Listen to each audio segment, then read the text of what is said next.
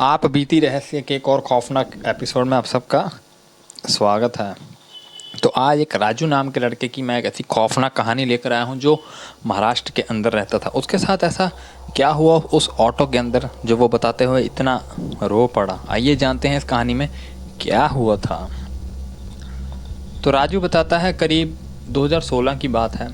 रात का टाइम था, अंधेरा हो रखा था और वो थोड़ा जो बीच का एरिया होता है ना उस साइड पर रहा करता था उस टाइम पर। अब तो खैर वो वहाँ से कहीं और चला गया है। तो राजू बताता है जब वो अपनी 9th क्लास में पढ़ रहा था तो वहाँ से वो ऑटो करता था जो वहाँ से उसे 13 किलोमीटर दूर छोड़ के आया करता था। उसका डेली का रूटीन था अपना क्लास लेने के लिए। तो क्या होता है उस दिन रात को एक ऑटो आता है 1919 करके उसका नंबर था जो उसने बताया। तो कहता है कि मैंने उसका पहले नंबर नोट करा तो उसको वो नंबर यूनिक लगा।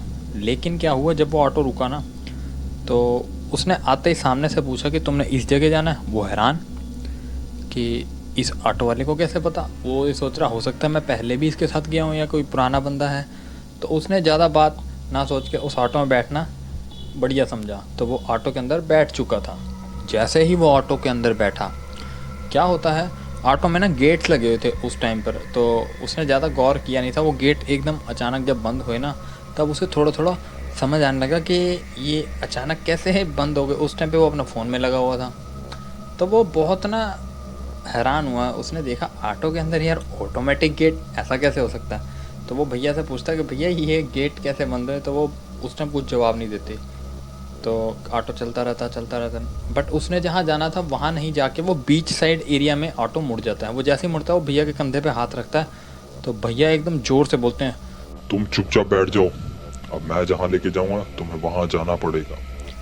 वो बहुत घबरा जाता है। जब वो उसकी शक्ल देखता है तो वो समझ जाता है कि ये इंसान नहीं हो सकता। अब वो चीख भी नहीं सकता। ऑटो के गेट बंद चारों तरफ से। आगे से आवाज़ मार रहा था तो आवाज़ बाहर जा ही नहीं रही होगी। लेकिन क्या होता है वो बहुत ही समझदारी से क्या करता है कि जो भैया ऑटो चला रहे थे वो क्या करता है पहले ऑटो वाले को एक बार शीशे में देखता है। जब वो शीशे में देखता है वो प्रॉपर 101% श्योर हो जाता है कि ये इंसान नहीं ये भूत ही है। और वो घबरा जाता है बहुत ज़्यादा।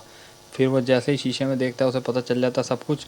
उसके बाद वो गेट खोलने की धीरे धीरे कोशिश करता है बार बार लगातार कोशिश करता है। जब वो कोशिश करने में नाकामयाब हो जाता है तो वो थोड़ा सा घबरा जाता है और उसे बुरा फील होता है कि यार अभी भी बाहर नहीं जा पा और ये पता नहीं मुझे कहाँ लेके जा रहा है। और जैसे ही ऑटो कहीं होटल के पास रुकता है और वो होटल बंद होता है और सुनसान जगह होती है। वहाँ पर जैसे ही ऑटो का गेट खुलता है राजू उसी टाइम भागता है बाहर बहुत तेज़। वो जैसे ही भागता है वो सामने गेट से जाके टकरा जाता है। उसे पता तो चलता नहीं, डरा हुआ इतना था कि उसे समझ नहीं आ रहा था क्या करें।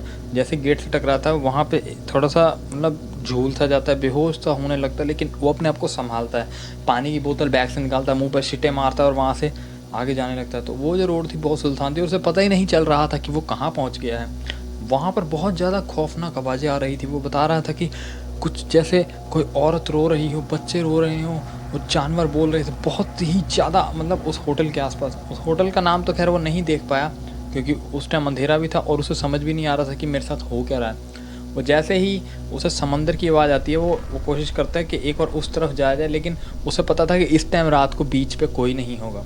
तो वो उसके अपोजिट साइड भागना शुरू करता है। वो जैसे ही थोड़े से पेड़ वगैरह पार करता है तो उसके बाद उसे सामने लाइट्स दिखती हैं। जैसे ही वो लाइट्स में जाता है तो वहाँ पे उसे लोग मिल जाते हैं। हालांकि ये घटना तो उसके साथ छोटी हुई थी लेकिन क्या होता है अब यहाँ पे वो ऑटो दोबारा जस्ट उसके आगे खड़ा होता तो वो उसके ऑटो में बैठता नहीं। और भैया जो थे जो उसे खौफनाक दिख रहे थे वो खौफनाक नहीं दिख रहे थे। अब वो एक नॉर्मल इंसान दिख रहा था। तो वो उसको दोबारा आवाज़ मारते हैं कि बेटा आजा, तूने जाना नहीं। वो समझ जाता है ये बंदा शायद वही है। तो वो वहाँ से वापसी अपने पैर खींचता है और वहाँ से उसका घर ज़्यादा दूर नहीं, 1 से 2 किलोमीटर ही रह गया था। तो अपना पैदल जाना ही प्रेफर करता है। तो वो उस ऑटो वाले को जैसे ही पीछे मुड़ के देखता है वो ऑटो और इंसान दोनों ही गायब थे। और वो जो भूत था उसे नहीं पता चला कि वो उसके पीछे क्यों पड़ा था और वो उस होटल में उसे क्यों लेके गया आज तक उसे नहीं समझ आया।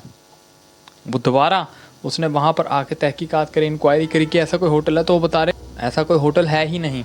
वो बहुत घबरा जाता है देख के। वो जैसे उस जगह के पास बड़ी मुश्किल से कई दिनों बाद उस चीज़ को लोकेशन को जब ट्रैक करता है और जब पहुँचता है तो वहाँ पर वो होटल नहीं था, वो एक खंडर था और रात को उसे होटल दिख रहा था। वो बहुत घबरा जाता है। वो अब फिर अब मुझे अपना जब बता रहा था तो डीएम करते ही कह रहा था कि मुझे आज भी यकीन नहीं हो रहा कि जो मैंने होटल देखा था, जो ऑटो वाला देखा था, चलो वो तो भूत था, पर जो होटल देखा था वो कैसे हो सकता है कि मैंने उस होटल को मतलब नहीं देखा। मैंने अपनी आंखों के सामने वो होटल देखा था और उसके गेट से जाके वो टकराया था। सोचो इतनी खौफनाक घटना उसके साथ हुई।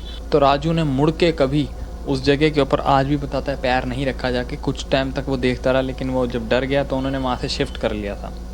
तो वो बता रहा था डीएम करते कि ये जो घटना थी बहुत खौफनाक थी उसके लिए, और उसको आज भी कभी कभी ऑटो में चढ़ते हुए डर लगता है, क्योंकि उसके साथ जो उस दिन हुआ था शायद कभी दोबारा ना हो।